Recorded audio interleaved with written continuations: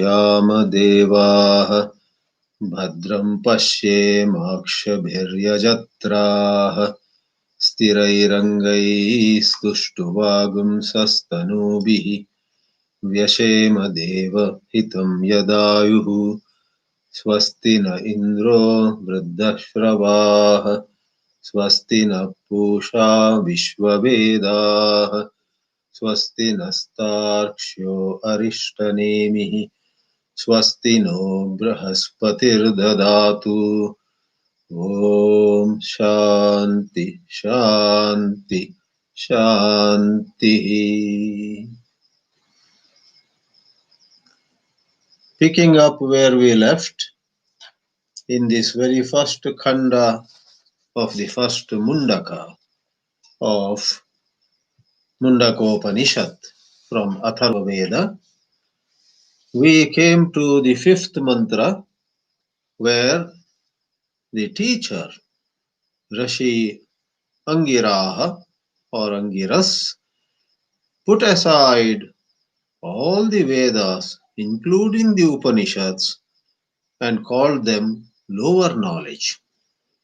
We clarified that when Upanishads also, which are a part of the Vedas, are put in the camp of Aparavidya, lower knowledge, what is meant is the words. As long as it is Shabda Rashi, it is Aparavidya.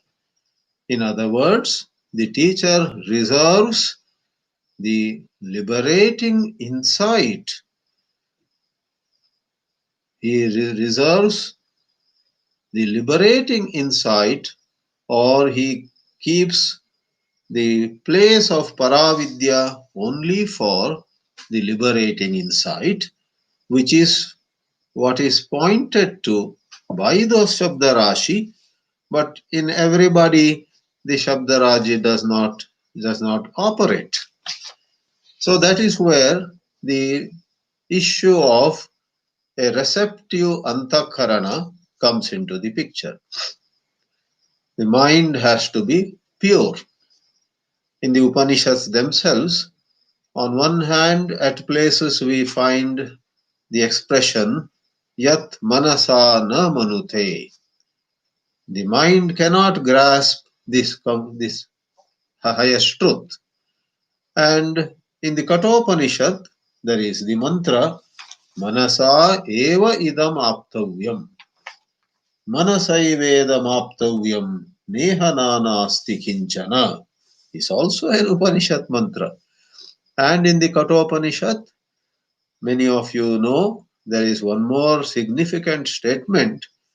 Drishyate tu agreyaya buddhya sukshmaya sukshmadarshibhihi. This truth, which otherwise cannot be beheld, cannot be seen, cannot be objectified, it is not something to be conceptualized, yet drishyate, this truth can be intuited, this truth can be seen. How?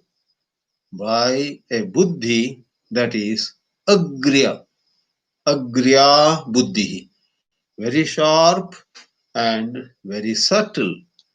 Drishyate agriyaya buddhya sukshmaya sukshmadarshibhihi. Therefore, as we take up the sixth mantra, which says what that highest truth is, we are going to look at each word of that sixth mantra. For in the fifth mantra, Rishi Angiras simply says, the higher wisdom is that by which the imperishable is known. Atha para yaya tad aksharam adigamyate. Aksharam is avinashi, avyaya. It is that imperishable truth. But what is the nature of that aksharam? The sixth mantra is going to say, yattadadreshyam agrahyam and so on, that which can be objectified by sense organs, that which cannot become the object for organs of action, and so on. A very beautiful mantra is awaiting us. But before that, we picked up the very mind blowing or highly thought provoking comments by Adi Shankaracharya. And I will go straight to that portion now where we have stopped last time. And please see in the Bhāshya, those of you who have the Bhāshya in hand, there is a paragraph, Yatha Vidhi Vishaye Kartradi Aneka Karaka Upasamharena Vakyartha Jnana Kalad Anyatra Anushtayaha Artaha Asti Agnihotradi Rakshanaha Na Tata Iha Paravidya Vishaye. We had taken up this statement, and this is a very significant statement. This is what sets Paravidya apart from Aparavidya. Aparavidya is about karma and upasana, and in both of them there is something to be done. The Sanskrit word for something to be done is vidhi. Something not to be done is nisheda. Yatha vidhi vishaye, Adi Shankara said, kartradi, in the domain of doing, there is a doer, there is an object maybe to be held and dropped, or if not with hand, something to be imagined, visualized. So there is something to be done. The knower has certain options. Elsewhere, Adi Shankara says, in the context of karma, you have three options. Three represent many more, but broad categories are three. Kartum, akartum, anyata kartum. Your daughter asks you, Papa, I am thirsty. Get me a glass of water. The daughter is asking the father for a change. Sometimes in the examples, a father asks a daughter, oh dear, can you get me a glass of water? But I began here, that should not matter. The daughter asks the father, can you get me a glass of water? Now, the father can get a glass of water, that is kartum, or he just looks up and then continues to read his newspaper, akartum, or he goes into the kitchen and rather than getting a glass of water, he gets a glass of mixed fruit juice, that is anyata kartum. Vidhi Vishaye, in the vast domain of Aparavidya, which is matter of doing, either physically or mentally, kartra, karma, etc., all come into picture, and then employing them in a proper way, we get to know what is to be done. And then as we understand the injunction or the instruction of the Veda mantra, the point of time of understanding the Veda mantra is one, call it T1, and at another point of time, T2, which may be a few seconds later or a few hours later, or sometimes you understand the nature of a certain karma to be done, and going by Jyotisha or some other factors, you may want to do it after several months, T2. Engagement has taken place for the wedding of a boy and a girl, and for some reasons, the wedding itself is going to be in January 2021. That is what is called Vakyartha Jnana Kalad Anyatra Anushtayaha Asti. What is to be done is to be done at another time. And in the ritualistic context, an example is Agnihotra. Now, the main point is the context of Paravidya is not like that. Na tata iha Paravidya Vishaye. And he then comes out with a punchline. Vakyartha jnana samakala eva. Samakala, at the same time, when you truly, underline that word truly, when you truly understand the meaning of Tattvamasi or Aham Brahmasmi, Ayam Atma Brahma, Satyam Dhanamana, whatever, one of the great statements. Vakyartha jnana samakale eva parijavasito bhavati. The whole matter is over. I guess there is a idiom in English. The goose is cooked. The matter is over. Vakyartha jnana samakale eva. And Acharya Shankara clarifies it, that he means it. There is no something to be done at point T2. Point T1, understanding takes place, what the statement is saying, and at that point T1 itself, everything is over. Actually, we say that time disappears, space disappears, duality disappears. The person who has to go, the place where he has to reach, the vehicle that he has to use, all of them no more remain separate. That is called Advaita.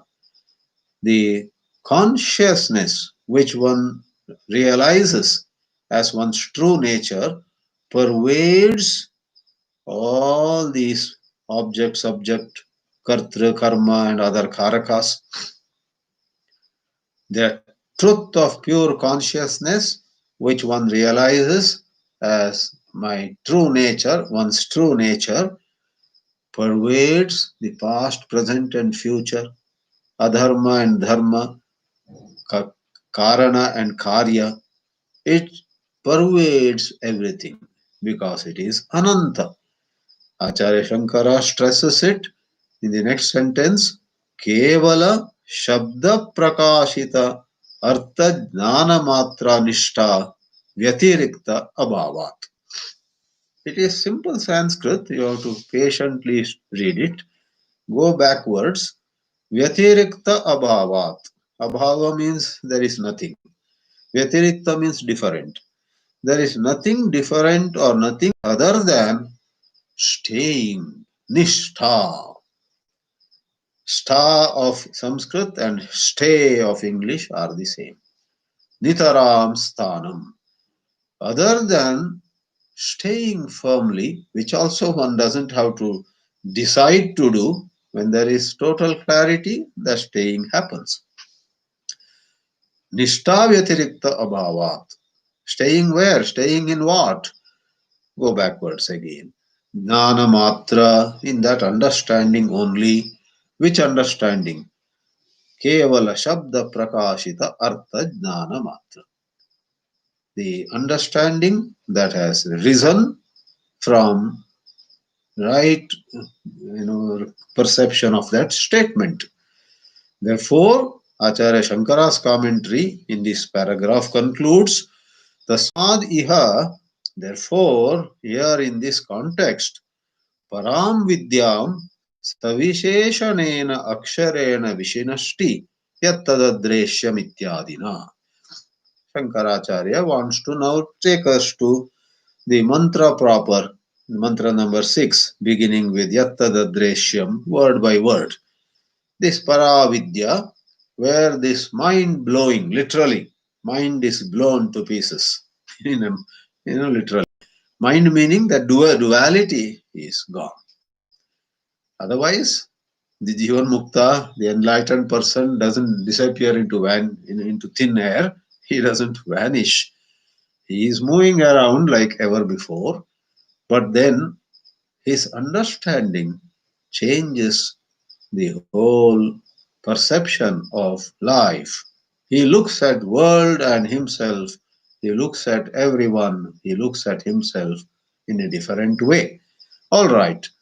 Now, I had said that we will dwell a little more on this because there are a few interesting points that come about here. Number one, this whole presentation that You purify your mind.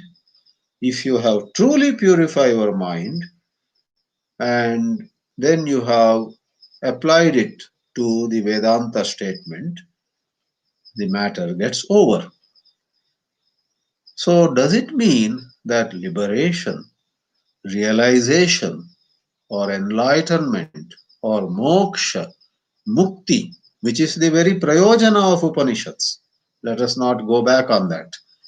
That is uncompromisingly the prayojana among the anubandhas of Vedanta study. Right in the beginning, this matter is spelt out. The prayojana is atyantika dukkha nivritti, sorrow ends for good, and paramananda prapti, the attainment of supreme bliss. All right. So, does all this mean that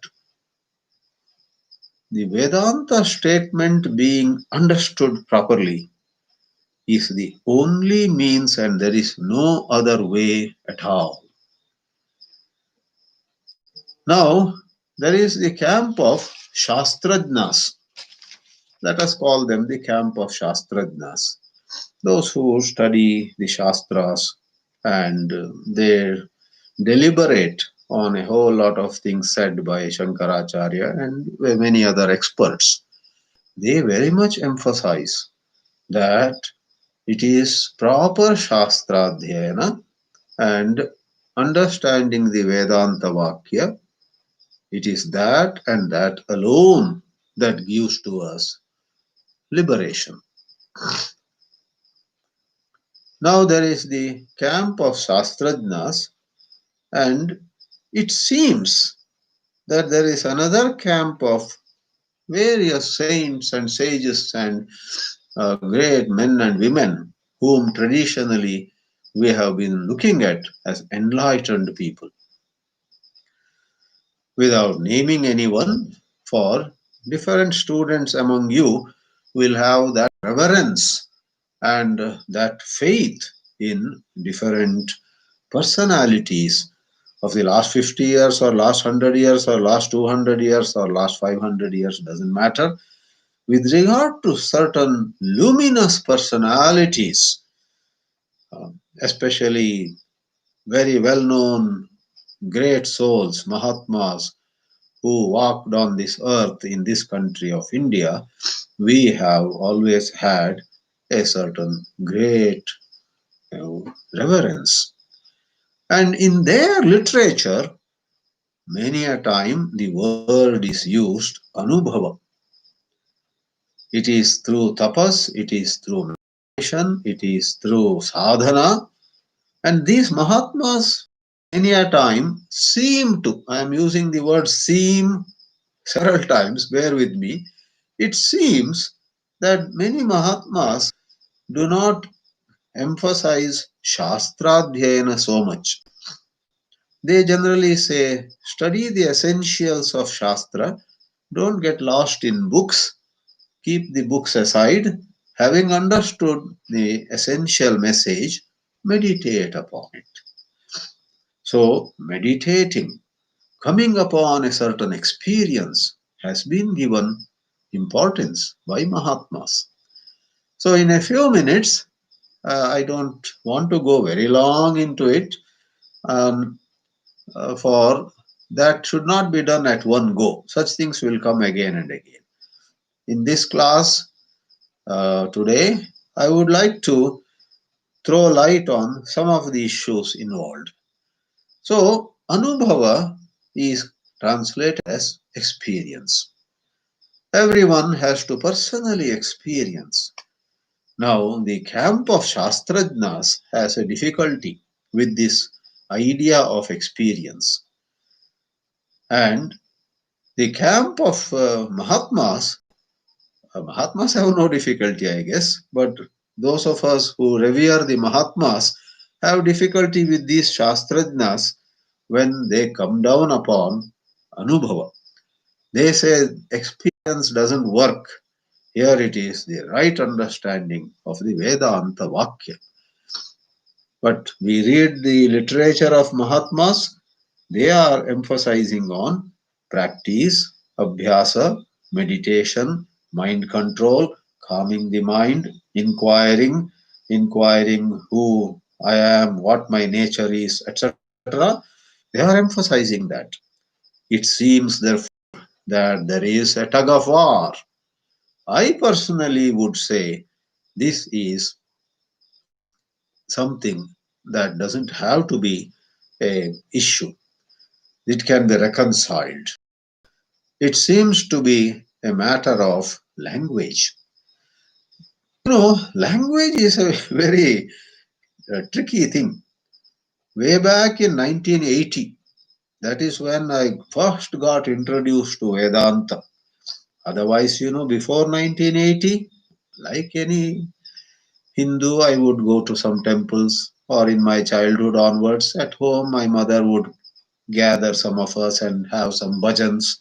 We would have some homa, havana, some rituals. And we never went into the philosophy of it. But in 1980, when I came to the city of Madras, which later got named as Chennai, people like at that time Brahmachari Paramartha Chaitanya, Brahmachari Prasanna Chaitanya, they were around. I will not go long on names and those other details. I want to show to you where this language becomes a bit of an issue. I was a student of electronics and electrical engineering. I was attending the classes of these brahmacharis of Chinmaya Mission who are doing very good job. And while Paramartha Chaitanya was really good, he was inspiring. Prasanna Chaitanya also, who is no more now, who later became Swami Prasanna Atmananda and passed away. He was also very nice. We would enjoy his classes. In one of his classes, as a student of electronic engineering is sitting and listening, Brahmachari Prasanna Chaitanya said, "You see, sound waves come from Sri Lanka all the way to Chennai, Madras, Bangalore, etc." Now the electronic student in me shook a little. I wanted to raise my hand and say to Prasanna Chaitanya ji, Swamiji or Brahmachari ji, sound waves cannot travel that distance. The physics of it is, the electronics of it is, the sound waves get converted to electromagnetic waves. They can travel thousands of miles, and once they come here, they are again converted back to sound waves. You said sound waves travel thousands of miles. That's not correct. So I felt like saying, by nature also I am soft spoken and hesitant, and I don't act at all. I think and I say okay, and I don't interrupt somebody like many others do. But later I patted myself on my back for keeping quiet, because Prasanna Chaitanya ji is not an electronics student or teacher. He was a philosophy teacher. He may not even know much difference between, he might have forgotten basic physics. Sound waves are the compression and expansion of air. Electromagnetic waves have electrical and magnetic components. All that, doesn't matter to him. So now see the language. As far as language is concerned, technically he was wrong, saying sound waves come from Colombo to Madras. But as far as the message to be conveyed was concerned, he was right. For Radio Sri Lanka was very popular in those days, all over India. We would hear music and news and many things. Sri Lanka Broadcasting Corporation and so on. Now, without extending that language,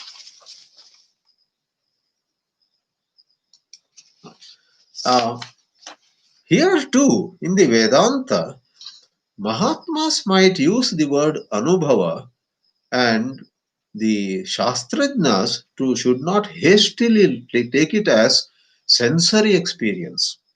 It is not sensory experience. And if it is argued that in Vedanta Jnana, that liberating Jnana, there is no Anubhava of any kind, that would not be proper. If the person who has gained that highest wisdom, highest insight, continues to see duality, continues to fear certain things and get attracted to certain things, continues to live in hope of becoming somebody, etc., then that is no enlightenment at all. So, not sensory experience, not some blue light being seen, or not some chilly sensation going up the spine. No, no, no, no. Mahatmas would not equate those things with realization.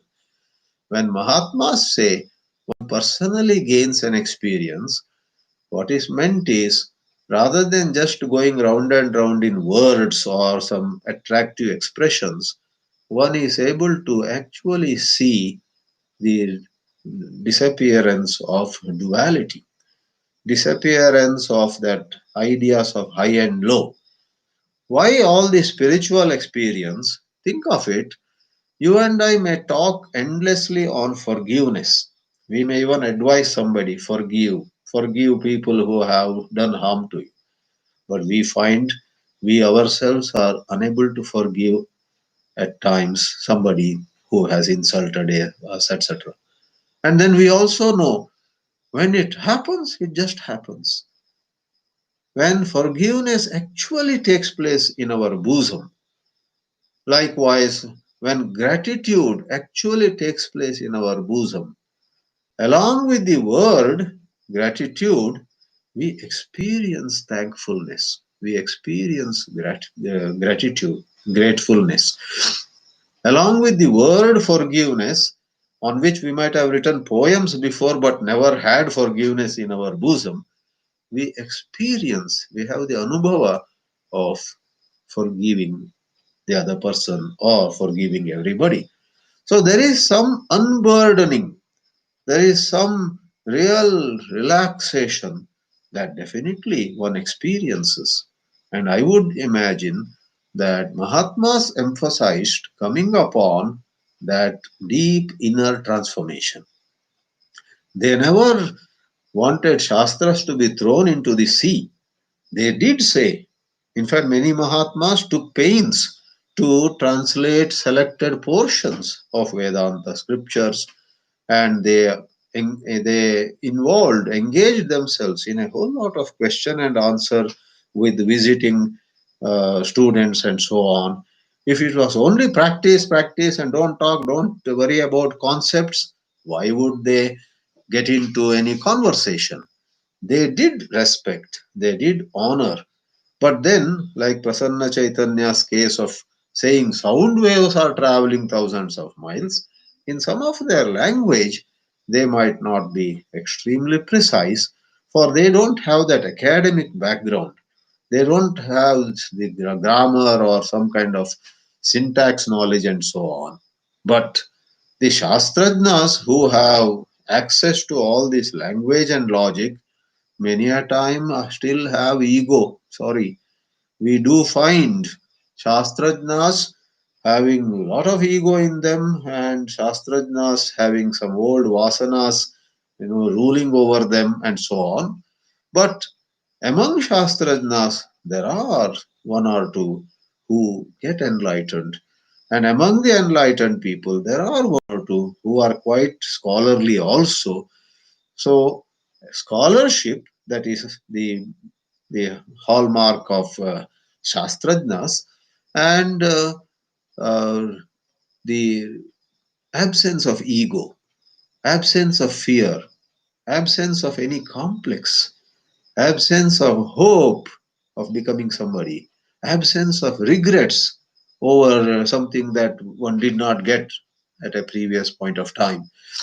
That is the hallmark of Mahatmas, and once in a while, Vidwan, the Shastrajnas can have them. Therefore, you find that the words like meditate, practice, which technically belong to preparing the mind, agreed. Meditation, that is conscious meditation, sitting down and watching the mind and subduing negative thoughts or pushing away egoistic stances or positions, etc. that is called practice. That is of course in the domain of upasana. That is in the domain of sukshma karma. We agree. But they are necessary. That is when the mind becomes receptive. The Shastrajna who may criticize Abhyasa and emphasize on right seeing cannot neglect Abhyasa, because among, as once more, thousands and thousands of Shastrajnas, there is hardly anyone who is free of egoism until really that realization, that right seeing, that jnana, that vakyartha jnana actually takes place. The Shastrajna also has to do his japa tapa and has to be careful. Otherwise, the mind, which has certain abilities to study books and talk on books and teach books, etc., that mind can very quickly get caught in worldly matters. So, there are many issues here. I'll touch upon one or two more. It is also argued that these Mahatmas say something and that is not acceptable according to Shastra. So, if you say, well, for example, they say the Mahatmas sometimes use the expression realization or Brahman, and that experience is beyond mind. So the Shastrajnas say, how can it be beyond mind? All knowledge takes place in the mind. Does the knowledge take place in the nose? Does the knowledge take place on the ear? Knowledge takes place in the mind only. The mind, which earlier had the erroneous knowledge, I am this body, that very mind has to have the right knowledge, I am the limitless awareness. So, why are these Mahatmas saying this realization is beyond mind and so on? Again, the Shastrajnas should have more patience, more broad mindedness. The Mahatmas are not academicians. In fact, some of the Mahatmas, out of that love for people, they indulge in certain language expressions which technically may not be right. For example, here in this beyond mind business, I have reflected a lot on this. The difficulty is when the Mahatma says the realization is it takes you beyond the mind. The meaning, definitely, that is how we have to reconcile. The meaning is it is beyond the conditioned mind. There is a mind in us. You and I always are using one part of the mind which is so steeped in divisions. What caste I am of, what caste she is of, what academic qualification he has, what awards I have got. In numerous ways, the conditioned mind comes in the way of this freedom. So, realization is beyond the mind. What is meant is beyond the conditioned mind. That is where language comes in. In the language, my favorite example, as many of you know, is the same name New York could stand for the city of New York or for the state of New York, which is much larger in geographical area, right? Likewise, mind and beyond the mind. The Mahatmas don't mean to say that the knowledge takes place in pure consciousness. Pure consciousness is avyaya, it is akshara, nothing happens. It is erroneous notion in the mind and right knowledge also in the mind. But why it is called beyond mind is it is beyond the usual operational mind, which is full of memories, fears, conditionings, judgments, opinions. Unless we let go of those conditionings, how would we know we are Brahman?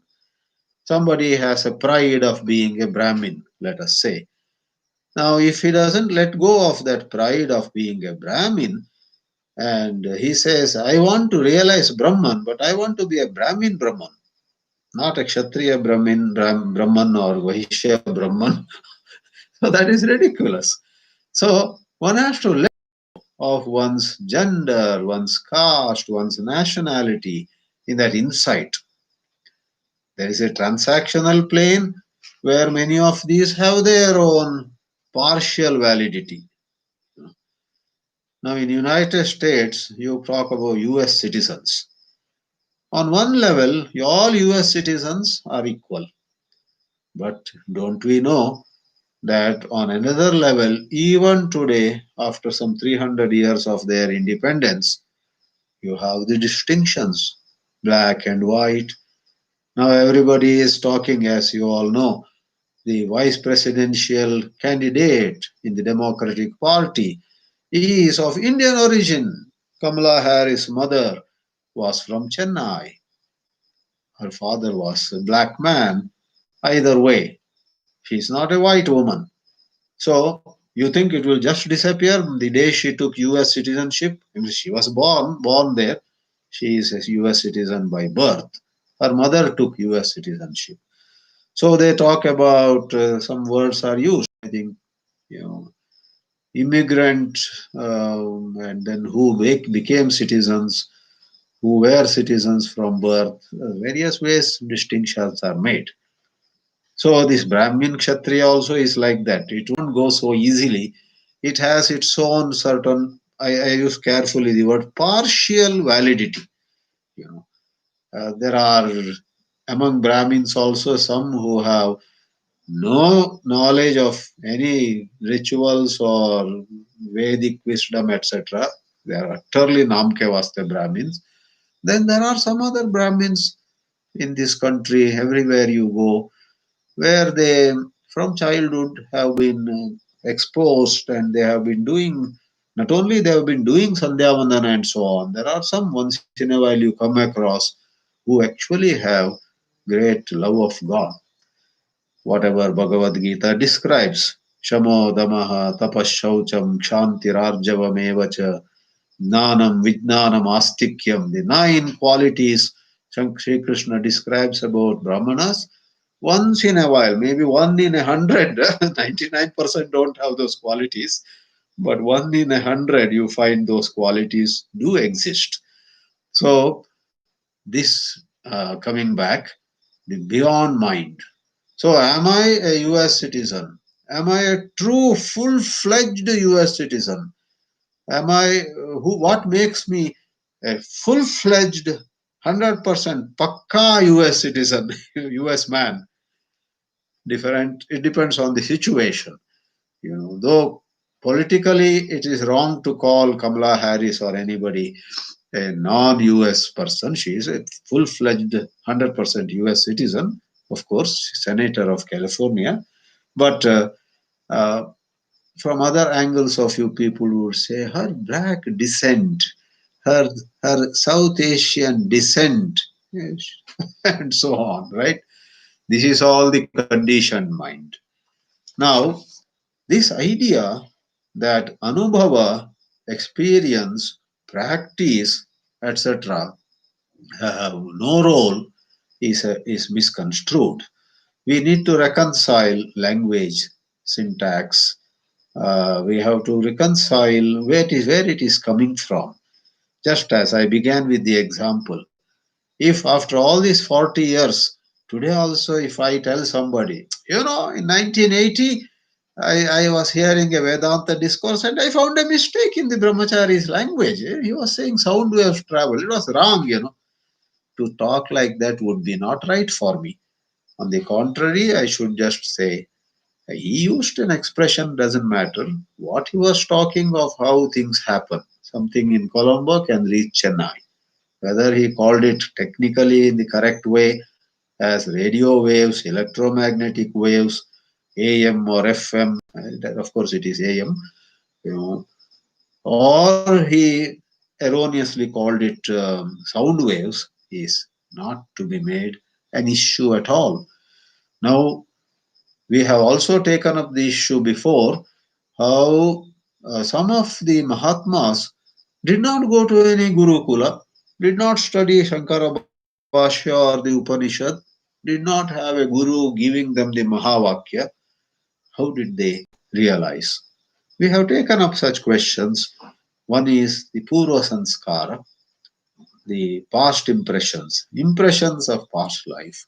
Another is they are they are devoted, they have pure mind, and we have always believed God speaks to them.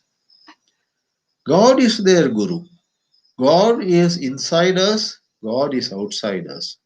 And the true idea of guru also is a certain divine power which is outside and inside.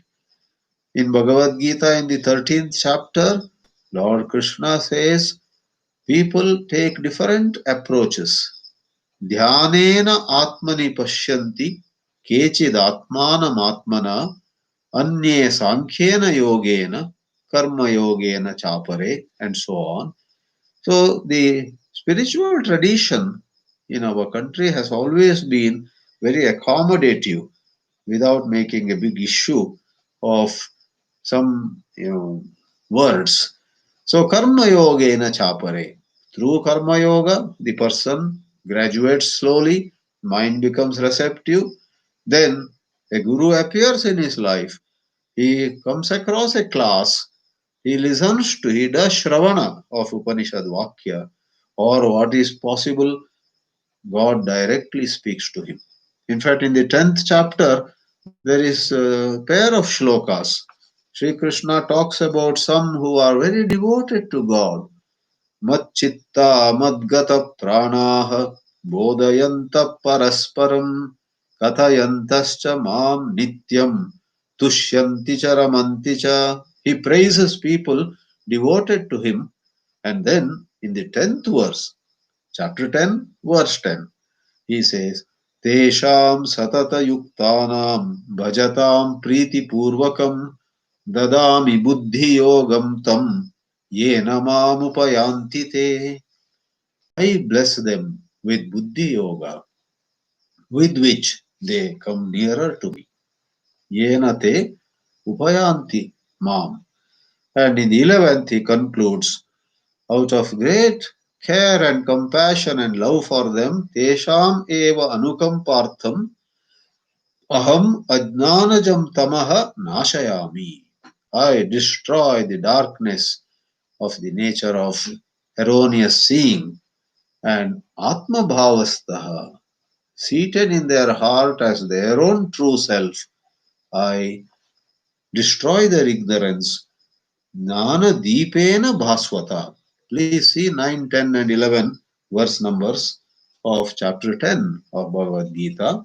So we need to put all these together, and here and there, certain expressions may not be accurate.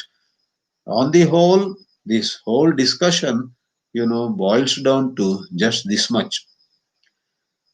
There is a place for practice. Chitta Shuddhi happens through that. There is a place for time. There is a place for techniques. There is a place for the uh, mind management. And Mahatmas are very often seen to advise their students to practice because they see clearly the students have highly um, restless mind. And the Mahatmas then also talk about inquire who you are and catch hold of that ego and so on. So the idea is the Vakyartha Jnana, the revelation. Vedanta is revelation centered, agreed. This revelation which does the trick, which upon being intuitively seen, actually like a magic, removes the duality. Duality disappears. I call it magic from another angle of view, again, language. Nothing is a magic, you know. You turn the light on and shadows disappear. Do you say, what a magic? All the shadows are gone. When light is on, why would the shadows remain? So, the revelation of the Veda mantras, Vedanta mantras, has that capacity. It's its nature to remove the darkness. Now, in the teachings of various Mahatmas, where the emphasis is on Anubhava, you know, emphasis is sometimes expressed as not getting caught in the words of the Shastras, take the essentials, practice, and realize is to be understood properly. This Anubhava is the intimate experience of erasure of duality. It's not a sensory experience. If it were a sensory experience of seeing with eyes and saying, yeah, I saw I am Brahman with my own eyes. We never say, no enlightened Advaita master says, you should see that non dual Brahma with your own eyes. It is, of course, beyond eyes. It's not within the reach of eyes. The experience is, I would repeat the word, that complete, unburdened inner experience. They have, with the same mind which otherwise used to be burdened, with the same mind which used to have many cares and concerns before, and now has let go of those cares and concerns. The same mind which felt pulled down by time. Oh, I am running out of time. I am getting old. In the remaining years, will I get enlightened at all? Has my life gone waste? And so on. Spiritual seekers also experience anxiety, right? That is what I call care and concern. Then, of course, there is care and concern about mundane matters. My finances have gone for a toss. How will I, face, and if you are in North India, you may even wonder, how will I face the winter? Or there is some sickness, old age. So these are mundane matters, but spiritual seekers have on and off a certain concern about their spiritual progress. But then the Anubhava is marked by a great abandon, a great letting go. That thought, suppose, tries to arise, will I get enlightened at all? Instantly, this knowledge, this wisdom that has happened tells them, yeah, who has to realize, who has to get enlightened. Is there anybody who needs to get enlightened? Who is that? Who am I that needs to get enlightened? So instantly that collapses. So there is a certain experience of that kind. It's not sensory, it's not just psychological, it's not just comparable with the the exercises of the ordinary mind. The ordinary mind, I use the word psychological also in the context of how the ordinary mind, suppose, gets somebody gets a very coveted position, you know like there was a lady who, when she was young, college going, this actually happened in Mumbai. There was one branch of a big bank which was run only by women. And this lady, at the age of 20 or 22, was dreaming, one day I hope to be an officer in this bank. And eventually, as fate would have it, that lady became one of the four general managers of that bank after 30 years. And she later narrated, my dream was to somehow get a job and be an officer. I did not know that I would reach just one notch below the chairman and managing director. There were four general managers. She was one of them. So, ordinary psychological experience is that pride, that image, that, looking at one's own designation. What? I am a GM of such a huge bank with thousands of branches in the country. Wow. This is one kind of happiness. But this unburdening is a cut above that too. Otherwise, yes, it is very much in the mind. We do not say it. On one hand, we don't say it is through the senses, on the nose or ears or eyes, etc. On the other, we are not pushing that into the pure consciousness. In the model always has its own limitations too, as you know, right? Lastly, before I wind up for this discussion, you know, these are all such subtle subjects, and we must realize that what appeals to us tremendously, you know, may not be the last word, may not be the, you know, may not be everything about that science. Many of us have been science students, or otherwise also many others who are not science students know something about how science has been progressing. There are various issues in science. That's where we must appreciate science, at least partly, though it's an Aparavidya, agreed. So science, physics, etc., physics, chemistry, biology, all of them are of course Aparavidya. But there is a certain openness that the researchers there typically have. If somebody called an electron a particle and someone said it's not a particle, it's a wave, the person who called it a particle would not make a big issue. It is particle only, and anybody who calls it a wave is foolish, etc. They discuss what makes you call it a wave. The other guy shows his experiments, his theory, his findings. Then the first person says, "Wow, that is interesting. I misunderstood you.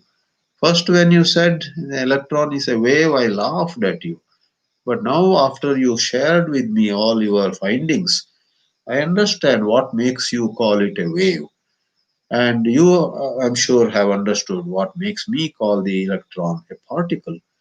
So, in physics, as you know, with regard to an electron, they call it both a particle and a wave. And they have coined a word, wavicle, right?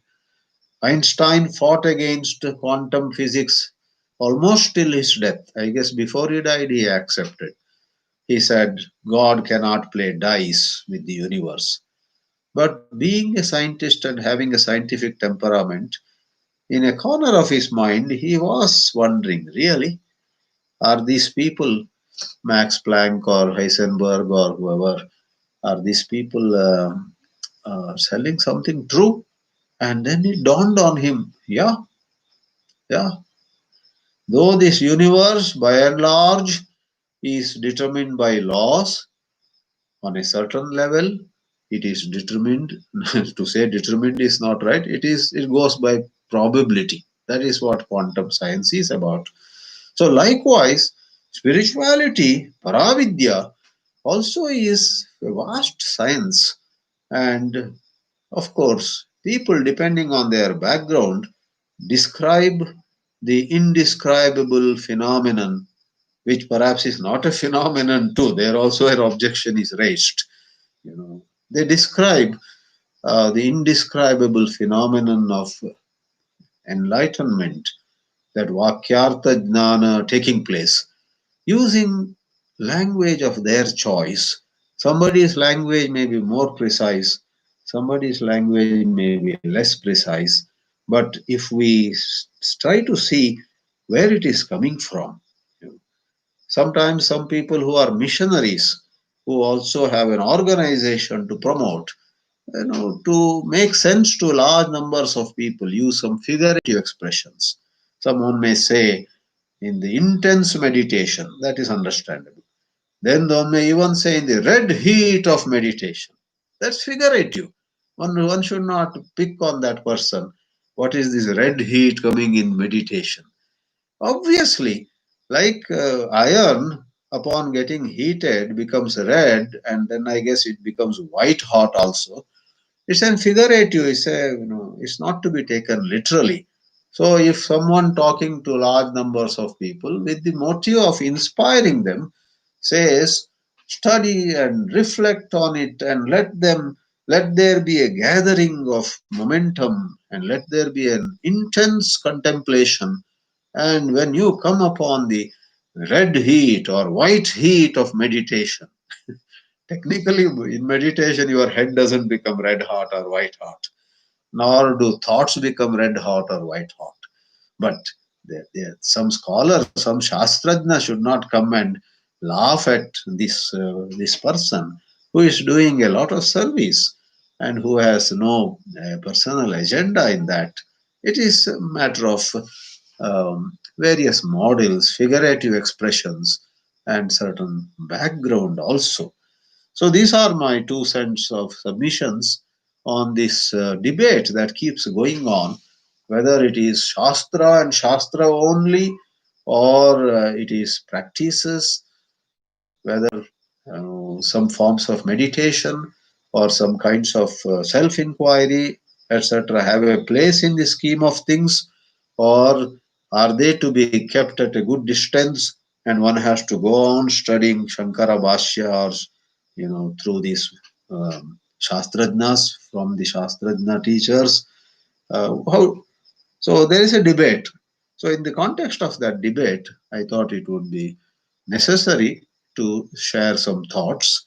I strongly believe that there has to be a broad minded approach and reconciliation, and we have to respect the illustrious and luminous Mahatmas, holy women and men who, through their great life, their lives inspire us, their teachings, make a big difference to humanity, and we need to respect them.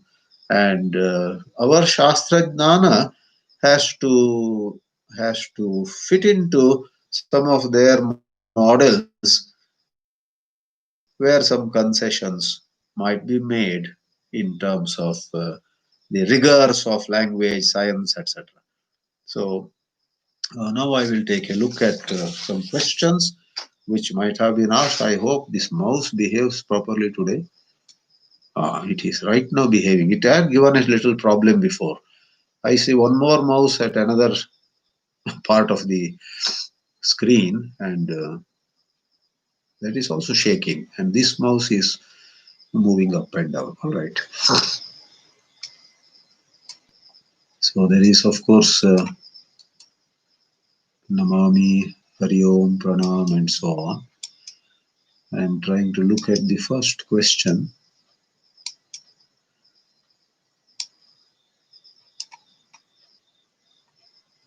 Okay. Oh, someone said cannot hear. I hope he could hear later. I think the same person has later said Hari Om. That means I guess he could hear later. Okay. So looks like someone had put a clap, applause symbol also. That means appreciation. Okay, thank you.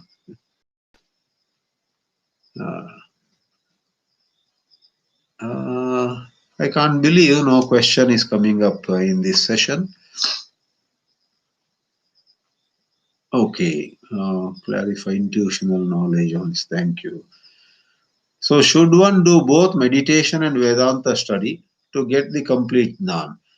Yeah, do japa and meditation to purify your mind, because the mind tends to go everywhere, you know. So, get to calm the mind, to quiet the mind, not to make the mind a dull or idiotic mind by saying, shut up, sit quiet. No, not that way, but in a gentle, loving, caring way, just as we would guide a little child. We don't want to take a stick and make the child sit quietly, because it has its own repercussions. But lovingly, at the same time, not giving the child any freedom that he wants, we say, please, please, for half an hour now you study, you can play later. Like that, meditation, japa, puja, and so many good things that we do, all of them bring about purification of mind. And Vedanta study, as this portion went, is the main one that gives you the revelation. Yeah. Both have to be carried, and you yourself should examine at any point of time in your life how much you need. At a certain point, you might need a lot of disciplines, and at another point, the disciplines leave you. You Rather than you leaving them, you will find they themselves leave you. You will feel that I don't need to have so many do's and don'ts. But at a point before, Unless you keep certain broad guidelines, every day after day things go haywire. Okay, Subramanyam has question. Are the realization experiences different for different people? No. The realization of Brahma Sakshatkara, has to be the same. Essentially, it is the same. But then the expression they give to it may change. Like somebody with some language, may say his expression will be in that language. Yeah. Ah, that's right. One lady has very nicely said, the mouse today is behaving properly in my laptop because Ganesh Chaturthi. So Ganesh's mouse has to behave properly. Yeah, yeah. Yes, last week I could not scroll because the mouse would just jump to another part of the screen.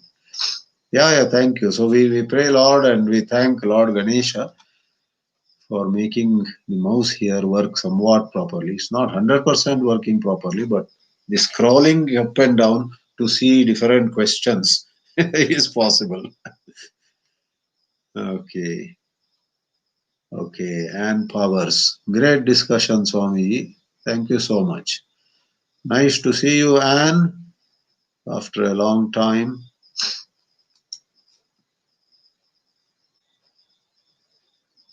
Okay, I guess that's about it. Did I miss any question? No, I guess we have covered everything. Anyhow, anytime somebody has a question later, they are welcome to send an email or these days, WhatsApp and so on. Right. So Gargi Dikshit has a question. Can awareness be practiced? Again, see language. In a coarse language, not precise, not accurate. In a coarse language, awareness is practiced. Today, what is called mindfulness. It's a $1 million industry. Lots of people in the Western world, especially, practice mindfulness. There is what is called MBSR, mindfulness based stress reduction. And um, in industries, in corporations, at homes, in spiritual circles, they have group practice of mindfulness, individual practice. So that is nothing but the purest form of awareness, slightly watered down, because people are unable to understand the pure nature of awareness. So, strictly speaking, awareness cannot be practiced. But don't be so strict. You think of certain baby steps. Like when you are washing dishes, you say that for next 10 minutes, I will feel the water. I'll feel the soap. I'll feel the tumblers. I'll feel the cups and saucers. And I will do that in a gentle way, not putting pressure on myself, not excluding. Suppose a dog barks outside. I have nothing against the dog. I will smile at the dog and take note of that too, but come back to washing the dishes. So there is something called mindfulness. A big lot of literature is available. Take a look at it, and I, for one, respect those practices. You know, breath observation. Maharshi Ramana advised prana vikshana. That is also a practice of awareness, but the highest form of awareness is where there is no particular object. You just are aware of whatever there is. But that, looks very abstract to many people. So, out of some sympathy and understanding, we make room for these this mindfulness practice, etc. See, Vipassana so popular, and people are much benefited by Vipassana. And the idea is, I guess, S.N. Goenka used to say, I guess, you practice this, you bring a degree of order to your daily life, then you yourself will see what is this. It's like, in love of God, to use Japamala and to say, I'm going to do 10 Japamalas of Sri Krishna Sharanam Mama, and you do it. But after some time you say, what is this? I am having a business with Sri Krishna that I'll give you 10 malas and you then bless me. So you yourself may, at a higher point of time, just let go of this mala, this counting, this number, etc. Anytime, anywhere, you may say, Krishna, I love you. Jai Shri Krishna. You may do that, right? So I, for one, do not object to the so called practice of awareness. But I am aware that theoretically and technically, awareness practiced is no awareness at all. Ah, I guess that was one question which I missed, but now I guess I got it. Okay. Yeah. So, all right. We'll meet again next Friday. Namaste. Om Namaha Paramarashibhyaha.